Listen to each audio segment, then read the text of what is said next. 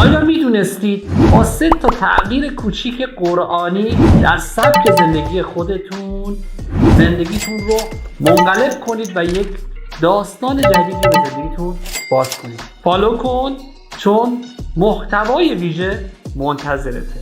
اولین نکته، این آیه رو یاد بگیر: فإن مع العسر یسرا.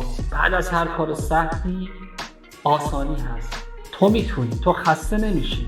از قرآن الهام بگیر، هر روز این آیه رو تو زبونت بگو، بعدش تبدیل به اراده خودت میشه. قرآن انرژیش تو وجود شما جریان داره. دوم، هر روز یک نیت خوب داشته باش، چرا که قرآن میگه با نیت خالص و با نیت خوب زندگیت رو روشن میکنه و پربرکت میشه.